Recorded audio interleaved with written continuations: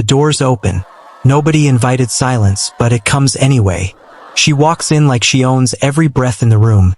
Gold Ankara fabric catching the chandelier light. Natural hair crowned high like she dressed for a coronation. Not a baby shower. Her head doesn't turn left, doesn't turn right. Her eyes move straight forward like a woman who has already seen every version of this moment in her sleep. Beside her, 2 boys, 8 years old, identical, white Korean hanbok, gold Igbo embroidery stitched along the collar. Little hands swinging at their sides like they grew up walking into rooms that weren't ready for them. 300 people and not one sound. Not a glass. Not a whisper. Not a breath. At the microphone, Kang Hyun-Jae stops mid-sentence. His mouth stays open. The words dissolve somewhere between his brain and the air. He has faced armed men in dark rooms. He has sat across tables from men who wanted him dead. Not once, not a single time in 15 years has his body ever betrayed him in public. It betrays him now, because the boys look up.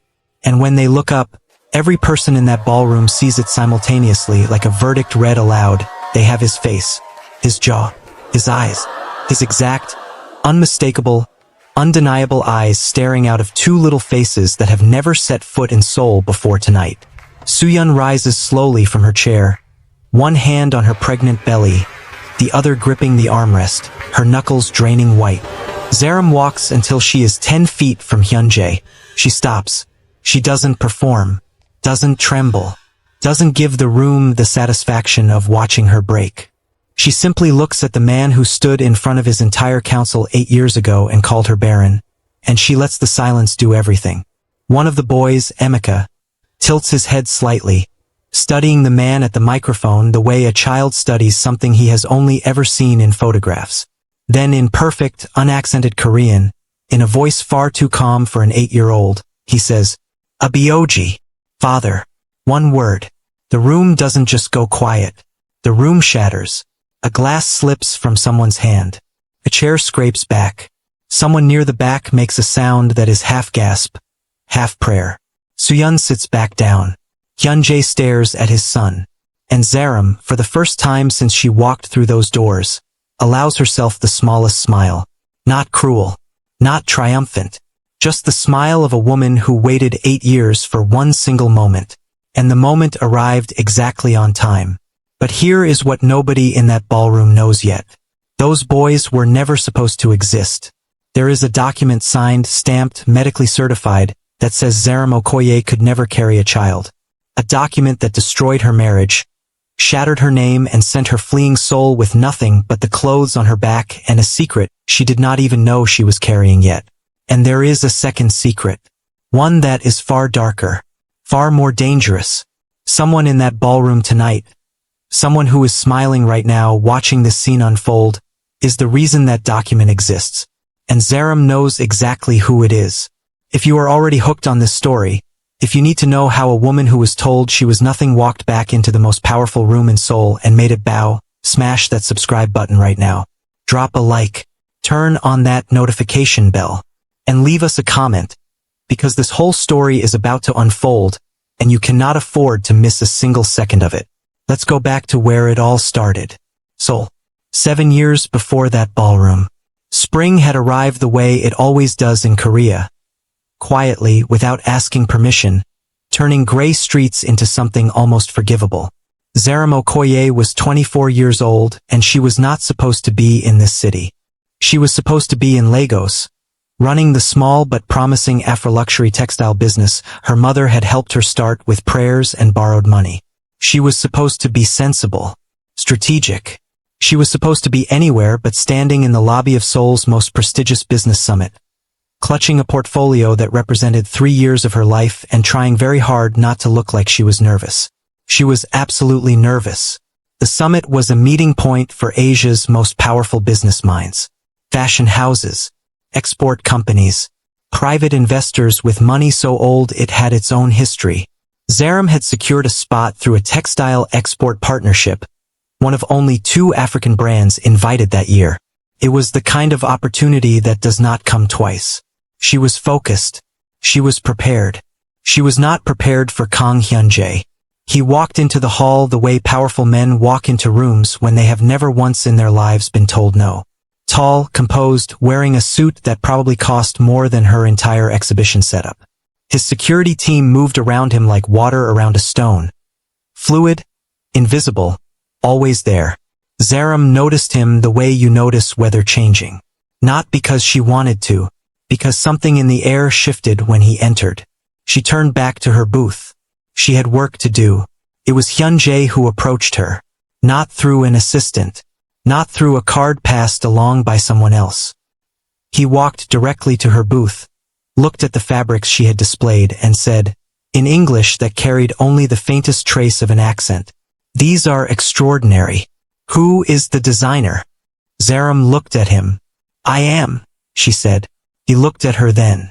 Really looked. The way people rarely do in rooms like that.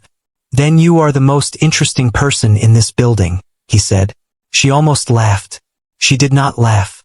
"You haven't seen the rest of the building," she said. And something in his expression shifted. Something small. Something that a less observant person would have missed entirely. And for the first time that afternoon, Kang Hyun-Jae smiled like he meant it. That was the beginning. And like most beginnings that feel like fate, nobody saw the ending coming. Their courtship was not a fairy tale. It was better than that. It was real. It was phone calls at midnight across time zones. Hyun-Jae flying to Lagos without announcement because he said he wanted to see where she came from. It was Zaram learning to navigate Seoul's language and seasons and unspoken social codes. Hyun-Jae learning that a woman who built something from nothing does not need to be handled. She needs to be respected. He proposed at her mother's house in Lagos. Not at a restaurant.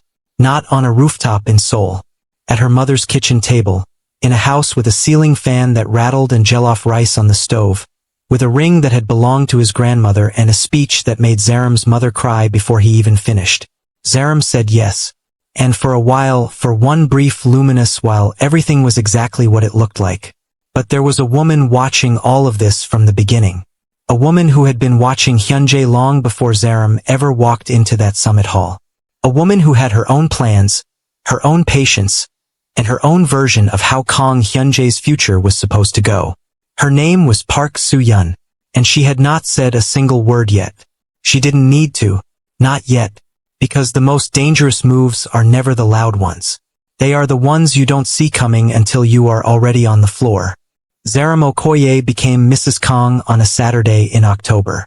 The wedding was held in Seoul, Hyun-Jae's world, his city, his people.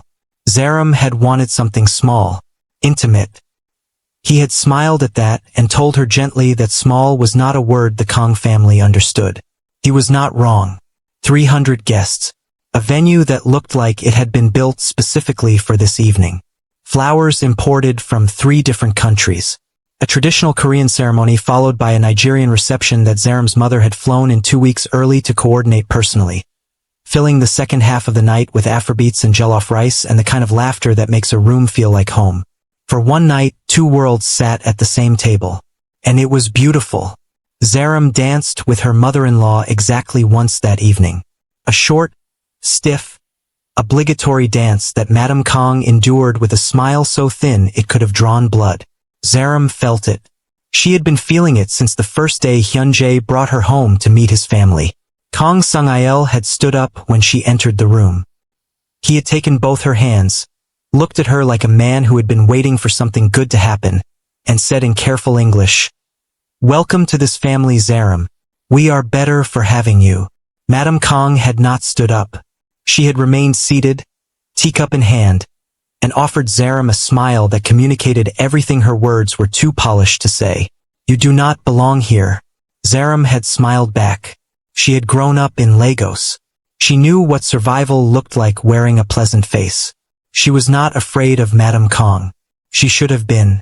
The first year of marriage was a quiet war Zaram did not fully understand she was fighting.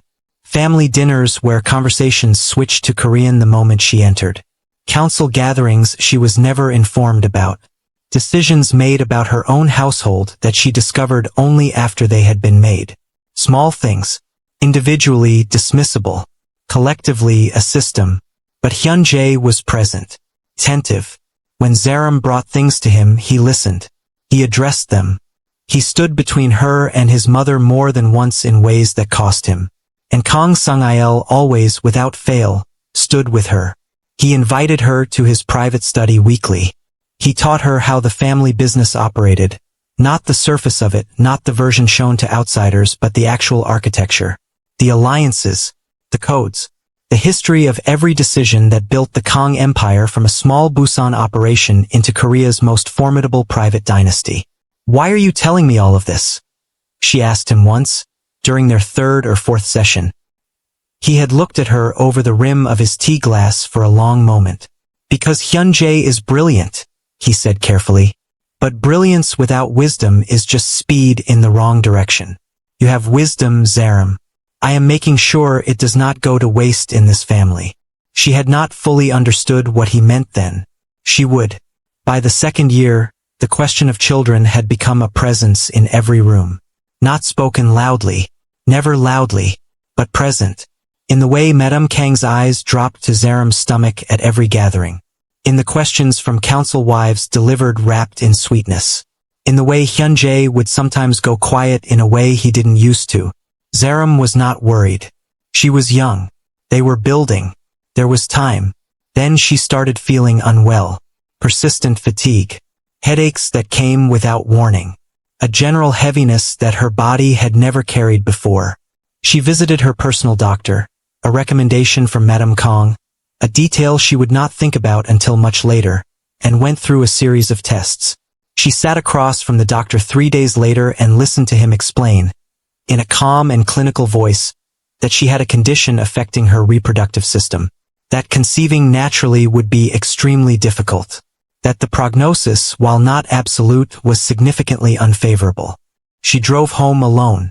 She sat in the car in the parking garage for 45 minutes.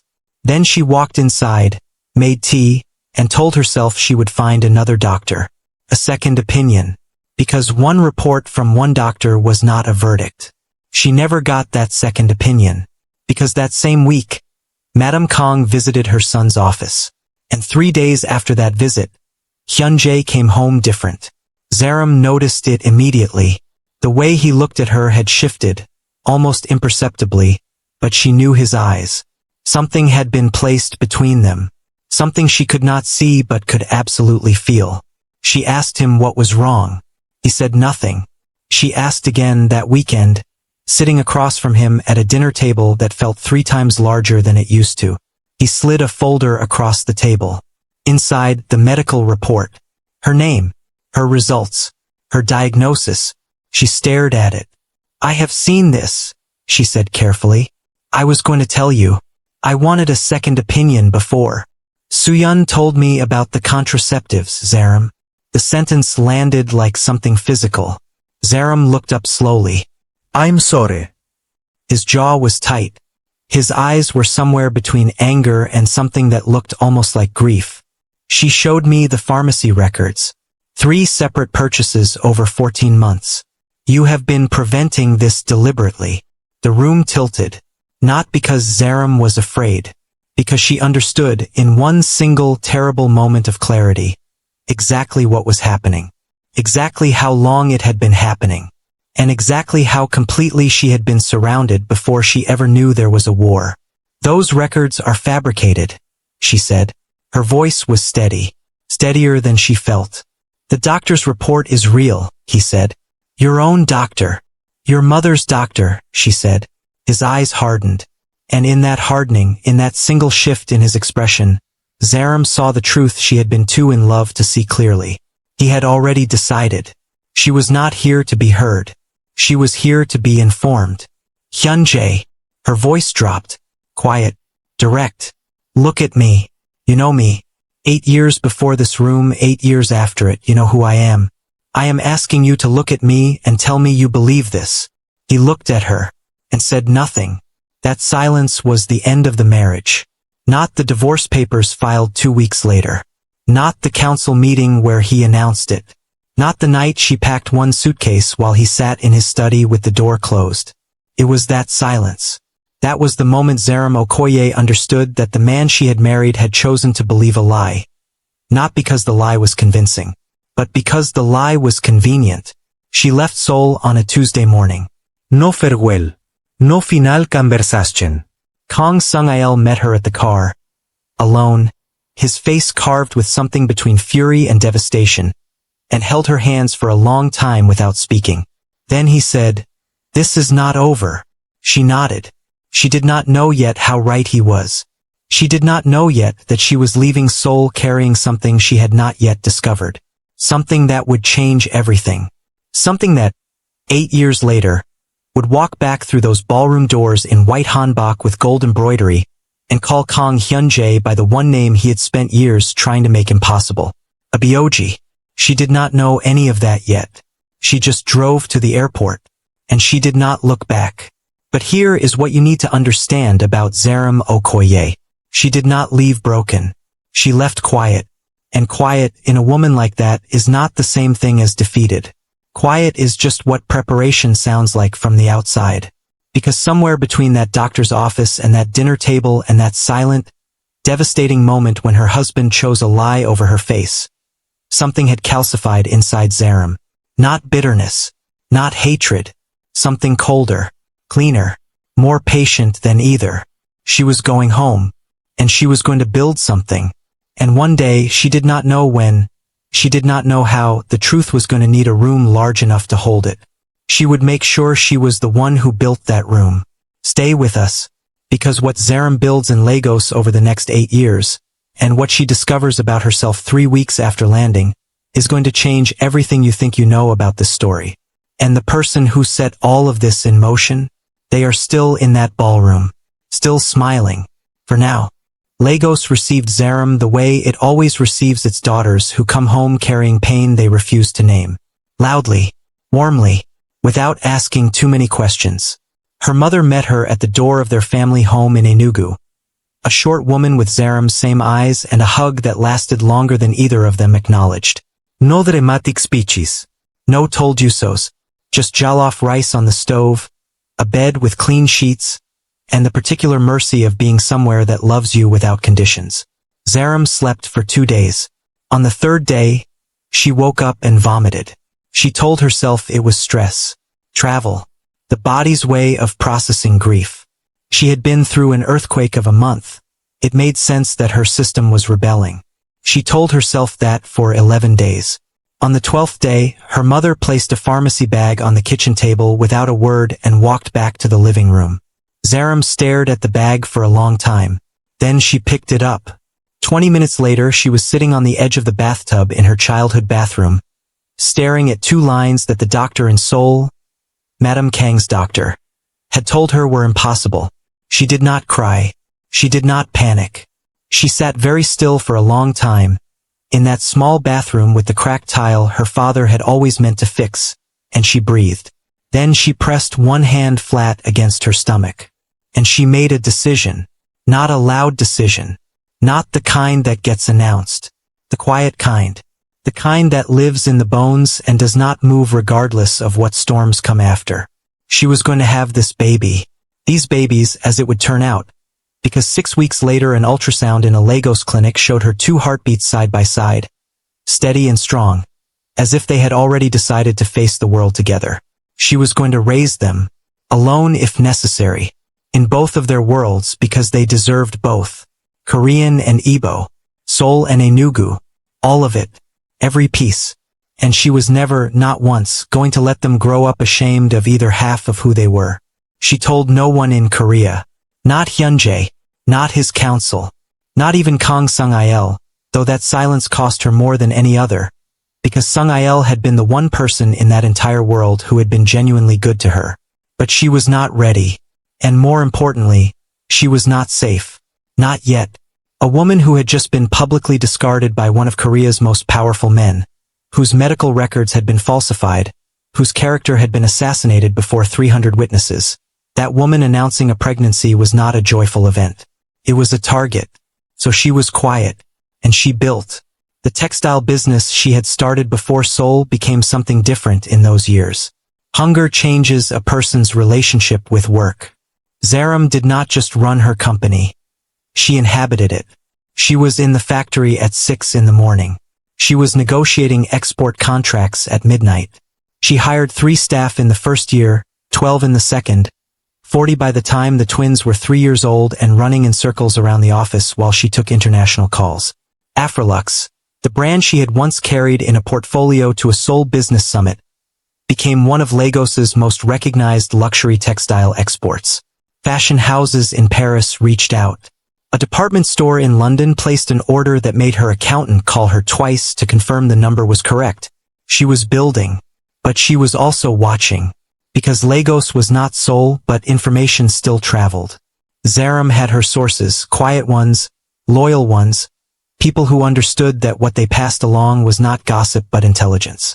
And what they passed along from Seoul over those years painted a picture she stored carefully, like documents in a file she was not ready to open yet. Hyun-Jae had elevated Soo-yeon publicly within months of the divorce.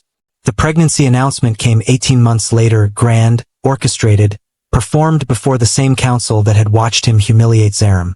The baby shower, the one you already know about, was planned for the twins' 8th birthday month, as if the universe had a specific sense of occasion. And Kang Hyun-Jae was sick. That piece of information arrived differently from the others. It arrived in a phone call. His voice, not a messenger. On a quiet Tuesday evening, when Zaram was sitting on her veranda, watching her boys chase each other through the garden.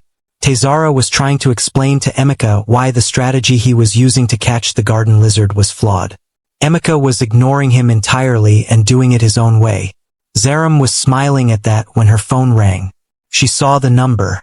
Her smile stayed but changed into something more complicated. She answered. Abioji. A pause. Then his voice, thinner than she remembered, but still carrying that particular weight of a man who had spent a lifetime meaning every word he said. My daughter. You sound well. I am well. Another pause. Longer. I know about the boys, he said. The garden seemed to go quieter.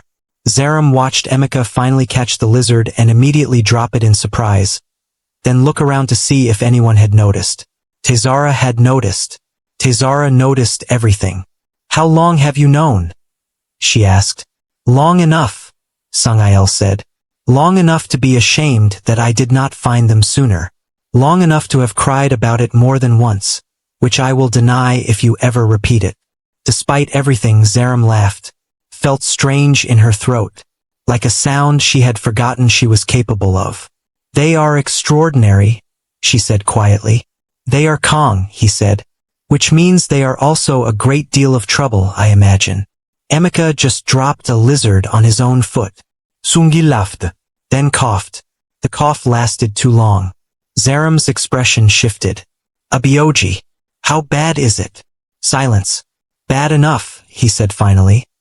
That I am not willing to leave this earth with things the way they are. Bad enough that I need to see those boys before. He stopped, gathered himself. I have a plan, Zaram, but I need you to trust me. And I need you to come back to Seoul. The garden sounds returned slowly. The boys' voices, the evening birds, the distant traffic from the street.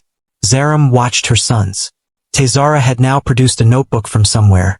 An actual notebook at 8 years old in the middle of the garden, and appeared to be documenting the lizard situation. Emeka had found a mango and lost all interest in everything else. Her heart was so full it was almost painful. Tell me the plan, she said. Sung-il told her. And when he finished, the line was quiet for a moment. Then Zaram said, he is going to be there, at the shower. Yes. And his mother. Yes. And Soo-yeon. Yes. Another silence. Send me the invitation, Zaram said. She heard Sung-il exhale. Long, slow, like a man setting down something he had been carrying for years. It is already in your email, he said. It has been there for 3 weeks. Zaram almost laughed again. She should have known. She ended the call and sat for a moment, phone in her lap, watching the last light leave the garden. Taizara had closed his notebook and was now sitting beside Emeka, and they were sharing the mango in that particular wordless way twins share things, each one already knowing what the other needs without being asked. She watched them for a long time. Then she said, not loudly, mostly to herself, it is time. Taizara looked up immediately, because of course he did. Time for what, Mama? He asked. She looked at her son. His father's eyes looking back at her with her own intelligence behind them. "Time to show Seoul who you are," she said. Emeka looked up from the mango, considered this seriously. "Will there be food there?" he asked. And Zaram laughed, really laughed, for the first time in longer than she could remember. 2 weeks later, she told them everything. Not the ugly parts. Not yet. But enough. She sat them down the way her own mother had always sat her down for important things. At the kitchen table with something warm to drink, treating them like people whose understanding mattered. She told them about their father. About Korea. About the name they carried and what it meant and why they had grown up in Lagos learning 2 languages, 2 cultures, 2 ways of moving through the world.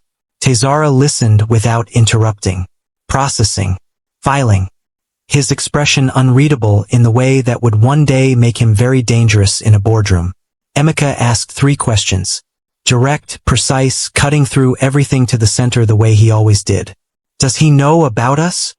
"He is about to," Zaram said. "Will he be happy to see us?" Zaram considered the honest answer to that question.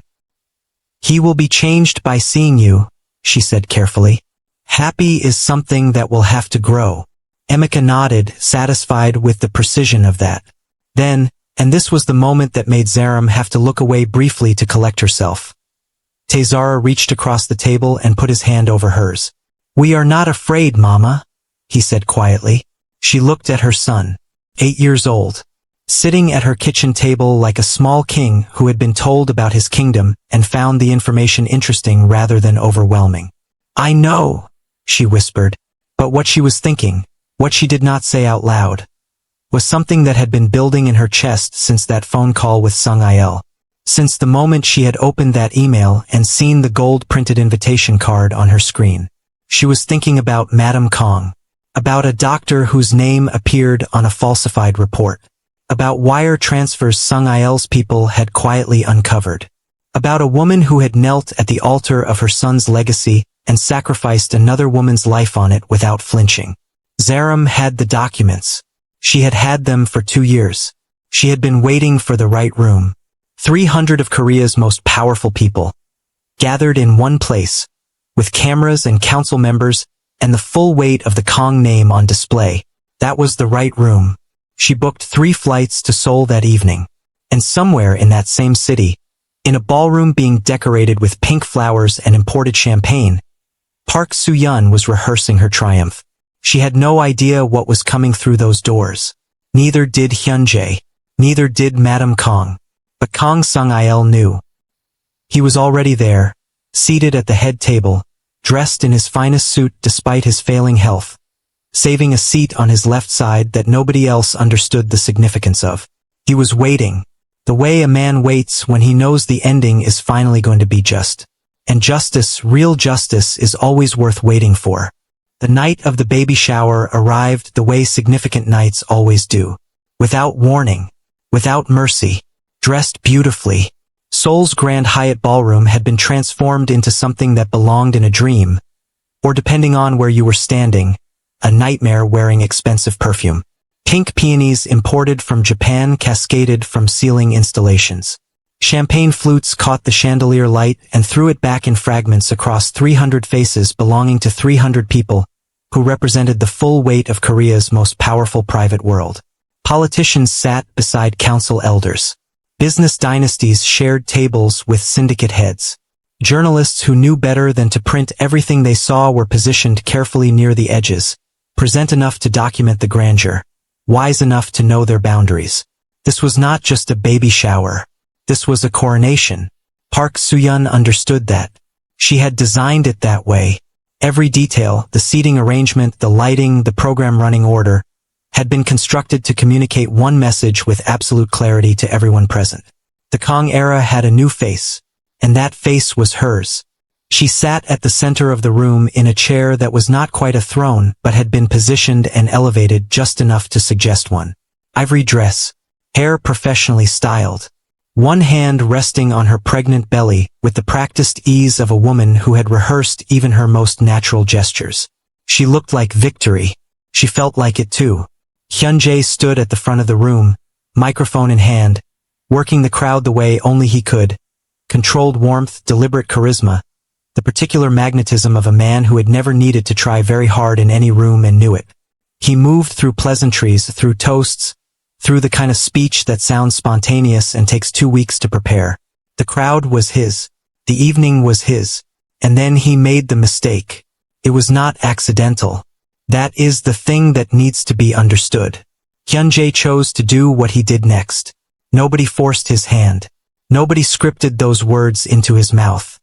He stood in front of 300 witnesses with a microphone and the full protection of his own power, and he chose, deliberately, consciously, with complete awareness of the cruelty of it, to reach across 8 years and humiliate a woman who was not even in the room. Or so he thought. 8 years ago, he said, his voice carrying easily through the ballroom's perfect acoustics. I made the mistake of binding myself to a woman who had nothing to offer this family. A foreign woman. A barren woman. He paused. Let that word land. Watched it ripple across the room the way he had intended. A woman who could never carry my bloodline, who wasted years of my life, and who left this family with nothing because she had nothing to give. Soo-yeon smiled from her elevated chair. Several council members nodded with the solemn agreement of men who had already decided the story before hearing it. Madame Kang sat at a side table, teacup in hand, expression serene. Tonight, Hyun-Jae continued, we put that chapter behind us permanently. Tonight we celebrate what the Kang bloodline is becoming. We celebrate a real heir, a real future. Applause moved through the room like a wave. And in the middle of that applause, the doors opened. What happened in the next 40 seconds will be talked about in Seoul's private circles for years. Not loudly, not publicly, but in the way that genuinely seismic events get discussed, quietly in rooms with closed doors, by people who cannot quite believe what they witnessed with their own eyes. She walked in. You already know how she walked in. But what the cameras did not capture, what no photograph from that evening would ever fully communicate, was the specific quality of Zaram's silence as she crossed that room. It was not the silence of someone who had nothing to say. It was the silence of someone who had already said everything through the simple act of existing in that space, in that dress with those boys at that exact moment. 300 people held their breath. Hyun-Jae's microphone hand dropped to his side, and Emeka said the word, Abioji. The room came apart quietly. Not with noise, with the particular devastation of 300 people simultaneously recalibrating everything they thought they understood about the last 8 years. But Zaram was not finished. She reached into her gold clutch and removed an envelope. Cream-colored, sealed, unremarkable looking in the way that only the most important documents ever are.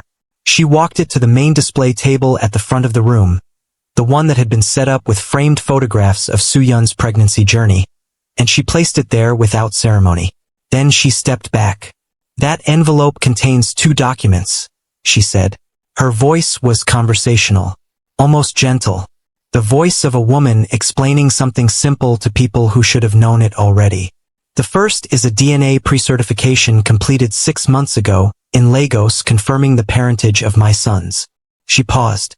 The second is the original medical report declaring me barren, along with the bank transfer records showing payment from a member of this family to the doctor who falsified it. The silence that followed that sentence was different from the silence that had greeted her arrival. That first silence had been shock. This was something else. This was the sound of consequences arriving. Madame Kang's teacup lowered to the table very slowly. Hyun-Jae did not move. Soo-yeon's hand on her belly had gone very still. Zaram looked at no one in particular and everyone at once. I did not come here to make a scene, she said. I came because these boys have a right to stand in the room that tried to erase them. They have a right to be seen. She looked at Taezara and Emeka briefly, just a glance, but the kind of glance that contains an entire conversation. Then she looked back at the room. The rest is between this family and its conscience. She turned to leave. She had planned to leave at this point. What she had not planned, what nobody had planned, was Kang Sung-il. He rose from his seat at the head table. Took him longer than it once would have. His body was not what it had been. But he rose with the particular deliberateness of a man who has decided that this moment matters more than his comfort, and he crossed the room slowly, and every single person present watched him do it because when Kang Hyun-Jae moved with purpose there was not a human being alive in his world who looked away. He walked past his son. He walked past Soo-yeon. He walked to Zaram. And he took both her hands in his the way he had taken them 8 years ago at their first meeting, when he had looked at her and seen something the rest of his family had been too afraid to recognize. The room was absolutely airless. He looked at the twins. Zara and Emeka looked back at him with their father's eyes and their mother's composure and something that was entirely their own. A quiet, unafraid steadiness that made the old man's throat move. He knelt down. Slowly. Painfully. Kang Hyun-Jae, the architect of the most powerful private empire in Korea, a man before whom generals had bowed, lowered himself to one knee in front of 2 8-year-old boys in a ballroom full of witnesses. "My grandsons," he said. His voice broke on the second word. He did not seem to mind. "I have been waiting to meet you." Emeka looked at him seriously for a moment. Then he stepped forward and hugged him. Just like that. "No calculaste. No hesitaste." The pure, uncomplicated instinct of a child extending warmth to someone who clearly needed it. Zara was half a second behind his brother. And Kang Hyun-Jae held those 2 boys in the middle of that ballroom and wept without any apparent concern for who was watching. There was not a dry eye among the council elders.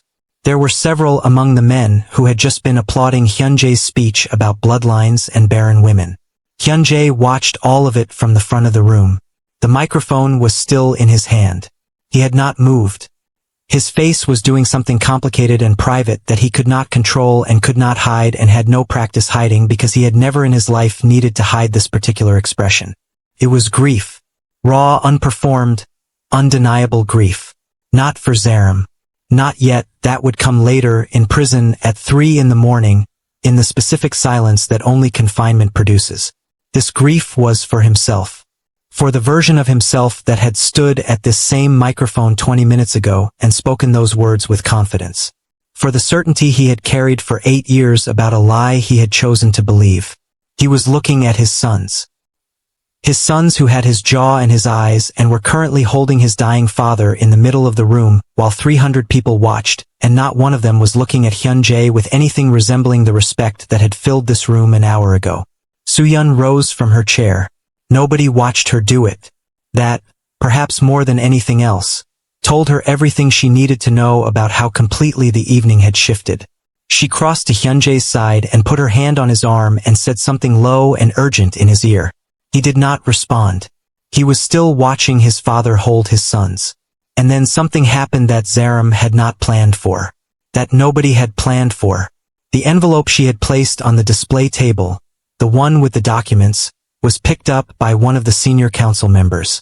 An elder named Chairman O, 70 years old, the longest-serving member of the Kang Council. A man whose opinion carried more institutional weight than anyone else in the room outside of Hyun-Jae himself. He opened it. He read it. He read it again. Then he looked up slowly and found Madame Kang across the room. And the look that passed between them, that long, silent, devastating look, told everyone watching that the consequences Zaram had set in motion tonight were not going to stay in this ballroom. They were going to go much further, much faster, than even she had anticipated. Madame Kang set down her teacup. She stood, and for the first time in the 8 years since she had watched Zaram leave this family with a serene smile on her face, she looked like a woman who understood that the thing she had done, the quiet, calculated, surgical thing she had done to protect her son's legacy, was no longer quiet. It was in Chairman O's hands. It was in this room. It was in front of 300 witnesses who had just watched Kang Hyun-Jae kneel for 2 boys whose existence proved everything. She looked at Zaram. Zaram was looking back at her. The look between these 2 women lasted only a few seconds. But it contained 8 years. Every cold dinner. Every excluded meeting. Every whispered comment about skin and accent and belonging. Every night Zaram had spent in Lagos building something from nothing while this woman slept soundly in the house that should have been Zaram's home. Zaram did not smile. She did not need to. She simply held the eye contact until Madame Kang looked away first. It was the first time in 8 years that had happened. It would not be the last. But before Zaram could take another breath, before the room could begin to process any of what had just unfolded, Her phone buzzed in her clutch. She glanced at it instinctively. A message. From a number she did not recognize. For words. You should leave now. Zaram looked up from the phone slowly. She scanned the room. 300 faces. Some still processing. Some already moving toward phones of their own. Council members clustering in low, urgent conversations. Chairman O still holding the envelope with an expression she could not fully read. Soo-yeon was gone. Zaram looked at the space where she had been standing 30 seconds ago. Empty. She looked at the main doors. She looked back at the message. For words. And somewhere in the back of her mind, behind the victory, behind the composure, behind 8 years of preparation for this exact moment, a small, cold, very specific alarm began to sound. Because Zaram Okoye had not survived everything she had survived by ignoring small cold alarms. She took a quiet breath. She looked at her sons, still with Sung-il, laughing now at something the old man had said. She looked at the room, and she thought, for the first time since she had walked through those doors, that she might not be the only person in this ballroom who had come tonight with a plan. Zaram did not panic. Panic was a luxury she had never been able to afford. Not in the doctor's office in Seoul when a stranger's signature ended her marriage. Not in her mother's bathroom in Lagos holding a test that defied everything she had been told about her own body. Not in the 8 years of building and waiting and preparing that followed. She did not panic now. But she moved. She crossed the room to Sung-il and the boys with a pace that looked unhurried to anyone watching and felt like controlled urgency from the inside. She placed one hand on Emika's shoulder and one on Taizara's and leaned down slightly, her voice low and even. We are going to say good night to Harabiaji now. Taizara looked at her face and read it immediately the way he always did. He nodded once and stood. Emika looked up at Sung-il with genuine reluctance. Can we come back tomorrow? Sung-il smiled at his grandson with everything he had left. You can come back every day, he said. I will make sure of it. Zaram met Sung-il's eyes over the boys' heads. He had read the room too. Of course he had. He had been reading rooms like this one for 50 years. My security will take you out through the east corridor, he said quietly. They are already outside the door. Do not use the main exit. She nodded. She straightened, took her son's hands, and without a word to anyone else in that room, without a glance at Hyun-Jae, without acknowledging the council members now clustered in urgent conversation, without looking once at the space where Soo-yeon had been standing, Zaram Okoye walked her boys toward the east corridor door. She was almost there. 15 feet. 10. 5. Zaram. His voice. Hyun-Jae's voice. She stopped. Not because she was afraid. Not because she owed him the pause. She stopped because something in the way he said her name, not Mrs. Kong, not a title, not a formality, something in the specific texture of that one word told her it was not a command. It was a man speaking the only honest syllables he had managed all evening. She did not turn around. She waited. The boys, he said. His voice was stripped of everything that had been in it at the microphone. The performance was gone. What was left underneath was something she recognized from years ago, from a kitchen table in Lagos, from a business summit in spring. It was the voice of the man she had actually married, before everything else got layered on top of it. Are they well? The ballroom was close enough to silent that half the room heard the question. Zaram was still for a moment. Then without turning, she said, They are extraordinary. They always have been. She walked through the door, closed behind her, and in the corridor, cool, quiet, mercifully empty except for 2 of Sung-il's security detail standing at attention. Zaram finally let herself breathe. Just once. Deep. The kind of breath that comes after something enormous. Emika looked up at her. Mama. That man at the microphone. Yes. His eyes are the same as Taizara's. Taizara looked at his brother with the expression of someone who had been thinking the same thing and had not yet decided whether to say it. I know, Zaram said softly. So that was him, Emika said. Not a question. Yes. Emika considered this with the particular gravity of a child processing something too large for his years but refusing to be smaller than it. He looked sad, he said finally. Zaram looked at her son. 8 years old. standing in a corridor outside the room that had tried to erase him before he existed, processing his first sight of his father with the emotional precision of someone twice his age. "Yes," she said. "He did." "Good," Tezara said quietly. Zaram looked at her other son. Tezara's jaw was set in a way that was painfully, heartbreakingly familiar. She said nothing. She pulled them both close for a moment, one arm around each of them, and held that for 3 seconds. Then they moved. The drive back to Sung-il's private residence took 20 minutes through Seoul's night traffic. The boys fell asleep in the back seat before they reached the first bridge, exhausted by the particular weight of significant evenings. Emeka's head on his brother's shoulder. Tezara's face finally soft and unguarded in sleep.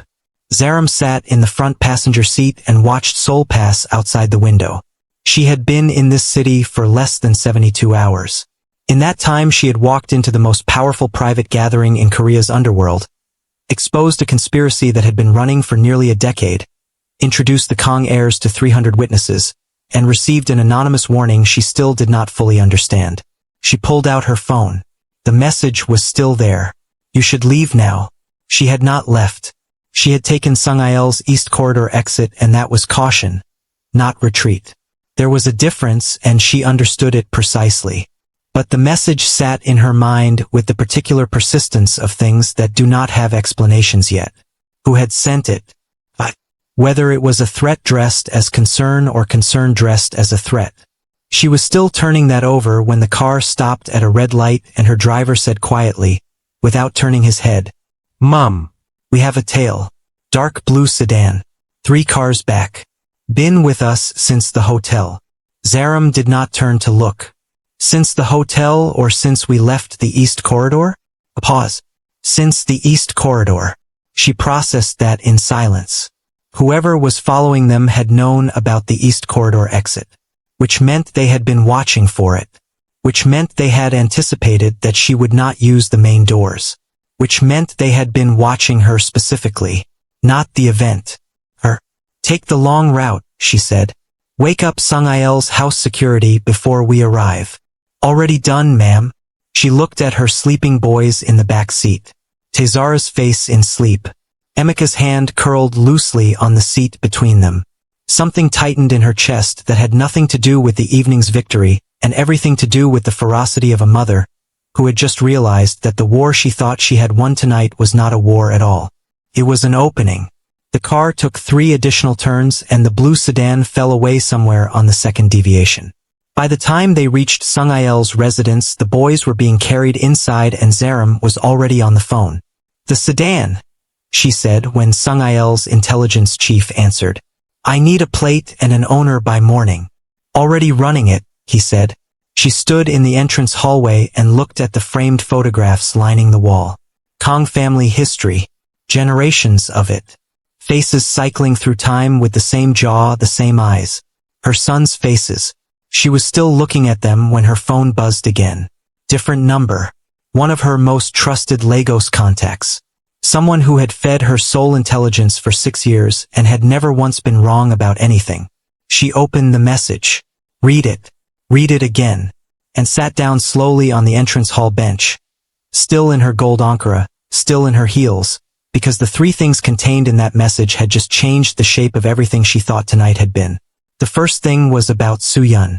The baby's paternity results, the ones Soo-yeon had been quietly avoiding for 3 months, had been formally processed and placed in Chairman Oh's hands that same afternoon, before the baby shower had even begun. The baby was not Hyun-Jae's. Soo-yeon had known for 6 weeks. Every pink peony, every imported champagne flute, every performance of that evening, including the speech Hyun-Jae had delivered with such devastating confidence, had been orchestrated by a woman racing to cement a position she knew was about to collapse. She had used Hyun-Jae as her shield, and he had held the microphone willingly. The second thing was about Madam Kang. Chairman Oh had already called an emergency council session for the following morning. The wire transfer documents were being formally reviewed. The account number matched a private subsidiary registered to the Kang Family Trust, accessible only by Madam Kang and one other signatory. The doctor, who had retired quietly to Jeju Island 18 months ago. who had received a phone call from an unknown number approximately 40 minutes before the baby shower ended. Someone had warned him. Someone who had known those documents were coming before Zaram ever walked through those doors. Zaram stared at that detail for a long moment. Then she moved to the third thing. And the third thing was the one that made the entrance hall feel very small suddenly. It was about a woman named Han Yirin, a name Zaram's sources had flagged twice in the past 2 months as a new presence in Hyun-Jae's orbit. A beautiful, carefully positioned presence that had appeared in his life at the precise moment he was at his most broken and his most reckless. Her real name was not Han Yirin. That identity had been constructed 14 months ago with the kind of precision that does not come from individual effort. It comes from organizations. Her actual identity connected directly to a rival syndicate that had been attempting to breach the Kang Council's inner intelligence for years without success. She had been placed next to Hyun-Jae deliberately. She had been inside his world for months. And tonight, while every senior Kang Council member was gathered in one ballroom watching the most dramatic family confrontation in the dynasty's history, Han Yirin had accessed Hyun-Jae's private office in the hotel's 4th floor. Security footage confirmed it. She had extracted council contact files and the Eastern Division's full pending contract list before the security team reached her location. She was gone before anyone could stop her. Zaram set the phone down on the bench beside her. She sat in the entrance hallway of the Kang family home, a home she had never been invited to during her marriage, and she looked at all those faces on the wall, all that history, all that legacy that her sons had just been publicly written into. And she understood something with a clarity so complete it almost felt like calm. Tonight was never the end. Tonight was the first night of something far larger than one woman's justice. She had walked into that ballroom to reclaim her son's birthright. She had not walked in to inherit a war that was already in progress. But here it was, already in her lap, already in motion, already 3 steps ahead of her. She went upstairs, checked on her boys. Emeka had kicked off his blanket. She replaced it. Taizara had fallen asleep with his notebook open on the pillow, a pen still loosely in his hand. She looked at the open page. In careful, deliberate 8-year-old handwriting in Korean, he had written a single line before sleep had taken him. We came. We were seen. Now what? Zaram stared at those words for a long time. The question of an 8-year-old boy who already understood more than he should. The question that was going to define everything that came next. She turned off the light, walked to her room, sat on the edge of the bed in the dark. And she thought about Han Yirin already gone with stolen intelligence. She thought about Soo-yeon, who had run from that ballroom the moment the room shifted and had not been seen since. She thought about Madame Kang, who would wake up tomorrow morning to a council session that would determine the rest of her life, and who had received no warning call the way the doctor on Jeju Island had, which meant someone was protecting the doctor, but not Madame Kang, which meant whoever was behind this, whoever had known about the East Corridor, whoever had sent that forward warning, whoever had positioned Han Yirin beside a broken man with access to Kang intelligence, was not working for the Kang family. They were working against it, and they had been watching Zaram long enough to know her plan, which meant one final, cold, unavoidable question settled over her in that dark room like a second skin. If they had been watching her that closely, how much did they know? And had she walked her sons into the middle of something tonight that she did not yet have the full map of? She sat with that question in the dark for a long time. Seoul hummed outside the window, cold, indifferent, ancient in its cruelty and its beauty. And somewhere in that city, in a location her intelligence network had not yet identified, with a stolen server and a constructed identity and the patience of someone who had been planning this long before Zaram ever booked 3 flights back to Korea, someone was looking at the same night sky and smiling, because Zaram Okoye had just done exactly what they needed her to do. She had walked through those doors. She had commanded the room. She had claimed the heirs publicly before 300 witnesses. She had made herself, and her sons, the undeniable center of the Kang Empire's future, which meant she had just made herself the most important target in Seoul. And she had done it perfectly, exactly as they had anticipated.